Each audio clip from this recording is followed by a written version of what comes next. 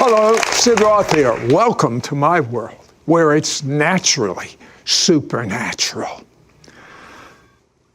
Are you dry? Are you dehydrated? Have you lost your first love?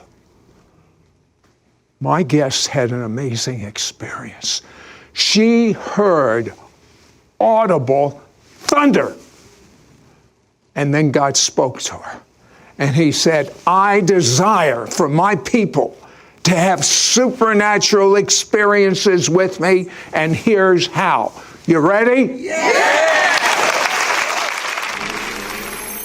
Is there a supernatural dimension? A world beyond the one we know?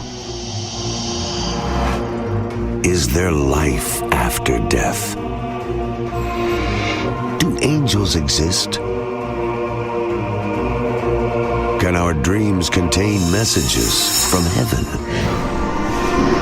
Can we tap into ancient secrets of the supernatural?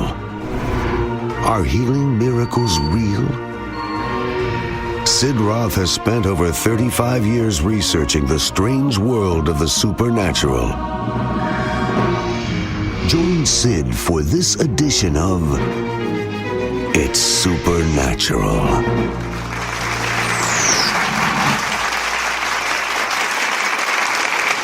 You look at my guest, and she told me she just got back from Brazil, some 14,000 people. She's speaking all over the world. She's an author, but it wasn't always that way. Right. I want to take you back to your first day in the 7th grade. Well, the first day in 7th grade was traumatic for me because in 7th grade I was so shy. And I remember getting off the school bus and walking into this 7th grade, what appeared to be a prison, and I went all the way to the far corner of the courtyard where we had to wait until the school bell rang. And I didn't realize at that moment was going to be a moment in my life that would change me forever. And I walked over to the concrete bench and I sat down and I began to look through my book bag because I didn't want to look so awkward. And I could feel the tears welling up in my eye, and no one wants to be labeled the crier the first day of 7th grade. And so I remember just trying to hold that in. And in that moment, I felt a tap on my shoulder. And I turned around really quick because I thought, I'm going to be bullied on the first day of school. I'm going to be picked on the first day of school. And I had all this fear built up in my life, and there was no one there. I turned around and there was no one there. And so I went back to looking through my backpack because I was fearful. And in that moment, I felt the same tap on my shoulder. And I turned around because I wanted to catch who was bullying me. Of course. But there was no one there. And in that moment, that very moment, I felt the amazing, all-consuming presence of a loving God that I grew up in church, but I had never felt it before. And I felt as if his presence sat down right next to me on that bench and put his arm around me. And when he did, all I heard were these words, and it began a journey with God that would show me that he still speaks to us today. He still walks with us. He's still right there with us. And I heard him say to me, Karen, I know your name. I know you. I knew you first, and you're not alone. You'll never be alone. And he said, if you allow me to, I'll walk this journey with you. And that began a transformation in my life, removing fear, anxiety, just worthlessness. And I'd love to say that it happened instantly, but it was a journey for me. That no matter what I faced through school, no matter what I faced growing up, and I faced many things throughout school, that the difference was I knew I was never alone, that he would never leave me, and that he was right there. You know, the message God said to you is the same message God is saying to you. Yeah. You matter. You matter. Yeah. I'm going to now take you a number of years later. You're married, and you're asleep, and all of a sudden you literally hear thunder. What happened? Yes, and that's how God always speaks to me. He speaks to me through dreams, through visions.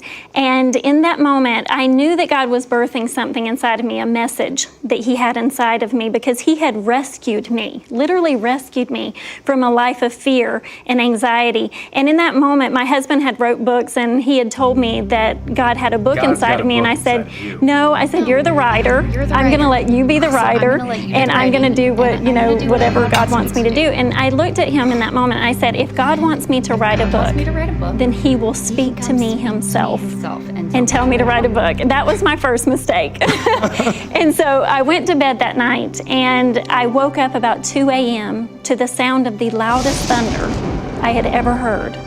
And in the midst of the thunder, I heard my name. Why'd you wake me? And I thought my husband had yelled my name in the middle of the night. So I woke him up and I said, why did you yell at me? He must know. And he said, I didn't say anything. What is wrong?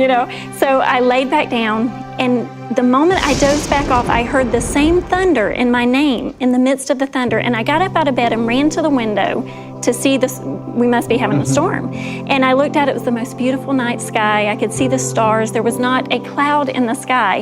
And in that moment, I heard that same voice that I heard at 13 years old sitting on that bench. And I heard God say, I've called you with a message. I rescued you at 13, took you on a journey to freedom, giving you hope, giving you a purpose in life, transforming your life, not just for you, but for those out there who are lost and hurting and without hope and need to be resurrected as well. Now, you heard a word. Yes. What was the word? The one word that I heard Him say was dehydrated. Now, there is a parallel Yes. between dehydration in the Yes. physical Yes. and dehydration Yeah. in the spiritual. Explain that. Well, there is, because so many times we get so busy in life and we're doing our own thing, and we get so busy even thinking that we're doing the work of God, that we forget that there is an actual relationship that He wants to have with us, an actual one-on-one relationship with us as His children. And so we get so busy, but everywhere I would go, everywhere I would be speaking, everyone who would come up to me after the message would say one word to me. They would say, I'm so dry, I'm so weary, I'm dehydrated. I'm at a loss of hope in my life. And God spoke to me and He said, that is the one place that the enemy is trying to keep my people, is in a place of dehydration without fresh living water. But if they'll come to me, I'll give them water that will sustain them, that they will never thirst again. When we are physically dehydrated and we lose that sense of hydration in our bodies, we become confused. We become disillusioned and frantic. Everything we do is irrational. And everything we do becomes out of a sense of survival. And that same thing happens to us when we're dehydrated spiritually. When we don't keep going to the well, we can't think clearly. We can't be effective in life when we're not filled up with His presence. Karen has a gift from God. She hears from God in dreams. She had a dream that no mother should ever have. Yeah. She saw her son dead. We'll talk about it when I come back. Well, Karen, you had a dream no mother should have. You saw your son dead. You knew that God speaks to you very, very clearly in dreams. Well, actually, my husband and I both had the same dream on the same night. And we went out to a track to walk the next morning and began to share with each other the dream that we had. And both of us dreamed that our son was killed in a car accident. And at the time, he was about 17 years old. And we knew he drove and he had a sports car and everything. And so we immediately began to pray and begin to pray protection over him and begin to pray that God would keep His hand on him, that He would guide him and lead him and prepare the path for him. But over the next 2 weeks, we began to realize that it was not a physical death at all, that the enemy had been attacking him, had been drawing him away into areas of life that he should not have been in. Our son actually came to us and began to tell us that he had been doing things that he shouldn't do. And in the moment that he began to share with us that, God took us back to that dream and showed us that He had been preparing us for this battle that we were about to go into, in just pushing through and bringing Nate back into a place of relationship with God, because Nate had come to a place of dehydration in his life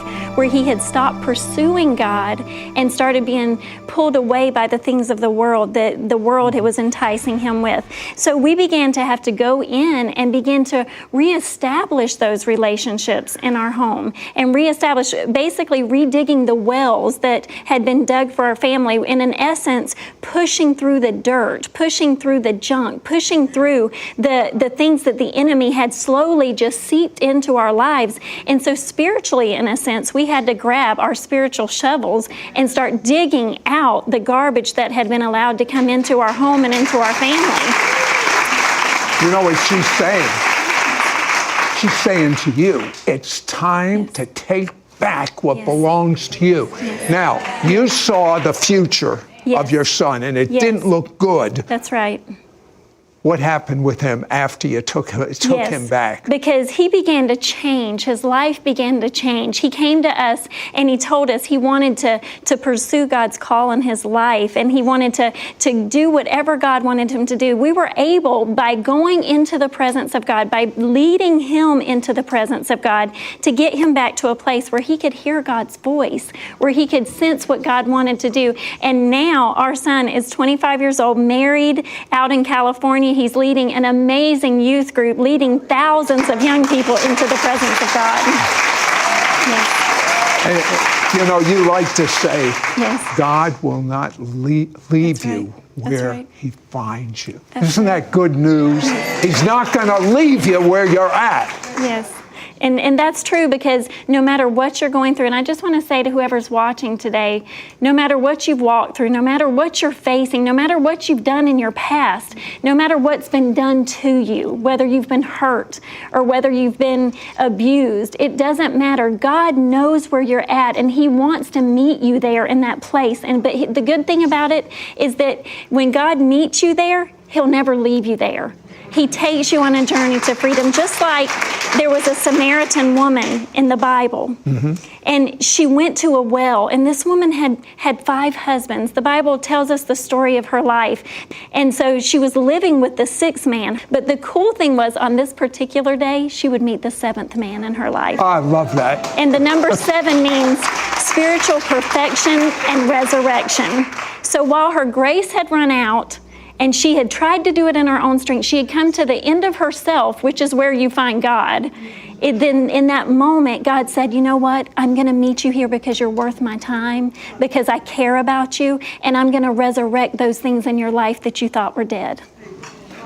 You know, you talk about, and I love this sentence, it ain't over. Yes. Talk to someone right now and tell this person it ain't over. Well, I just want you to know, you may be at the end today. You may be in a place, and you may be saying to us today, you don't know where I'm at. You don't know where I've been. You don't know what I've done in my past. But you know what the cool thing about that is? That God does know where you're at, and He does know what you've walked through, and He knows what you've been through, and He knows what's been done to you. But He says to you today, it's not over. He has the final say. He has the final word. He knows the end from the beginning, and He has already won the battle. And so if you're tired and weary and dehydrated today, I challenge you to just look up, to open your eyes, to open your arms, and to receive the free gift of living water that He has. And that living water is His presence that He wants to give you in your life.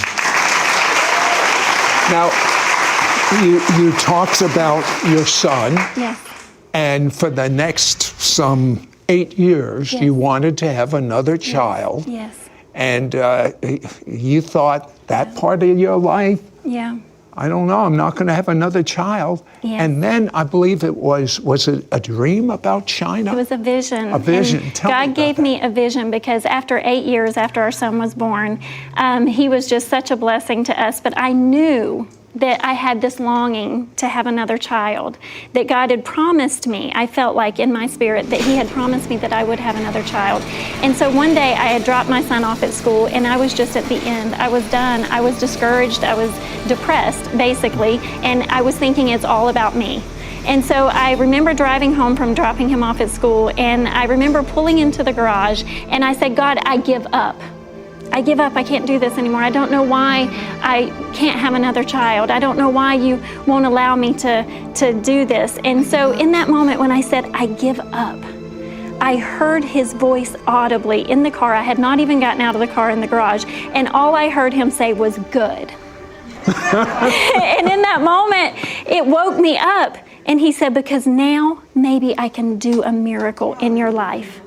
I heard him say to me, Karen, if you were in an ocean, because right now you feel like you're sinking, you feel like you're in an abyss of despair. And he said, if you were in the ocean and you were sinking, what would keep you alive right in this moment? And I said, God, I don't know if I would want to stay alive. I'm so discouraged. But then in that picture that he gave me, he showed me that my son was in the middle of the ocean with me. And I said, I would stay alive to keep him alive. And he said, exactly. There are times in your life where I'm going to be right there to pull you out of the sea. But there's other times in your life where you're out in the ocean and your purpose is to rescue someone else, not to think about yourself.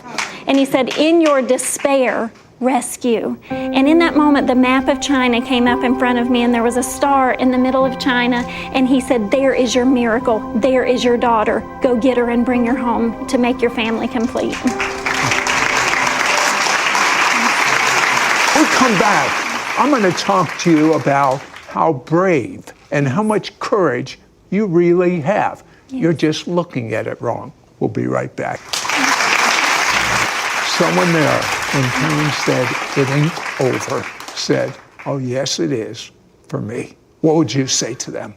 Well, I think I would say to you today is, when the world looks at you and says it's over, when people say to give up on your children, when people say to give up on your marriage or on your health, when they say it's over, that's when God steps in and he says, it's not over. He's just giving you a launching pad for your destiny to launch you into a place of freedom. So, because what you go through is a good indication of who you're called to. And what you may call a tombstone on earth, God says that's not a tombstone. It's just a mile marker of where he's taking you and the destination he has for you. And I like what you say about scars. Yes, because I really believe that scars on earth are testimonies in heaven.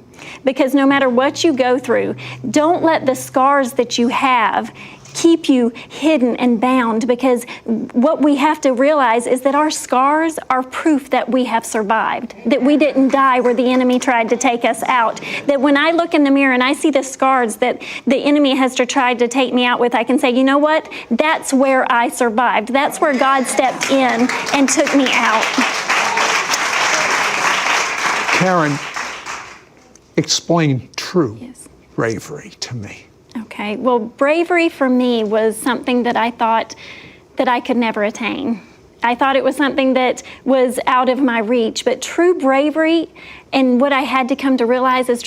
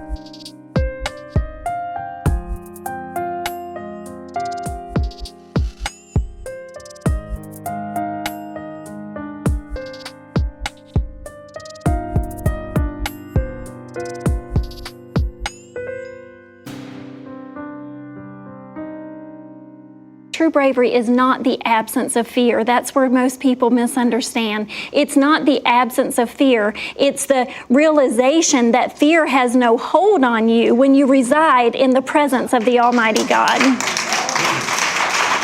There are a lot of people that feel totally rejected. Yeah.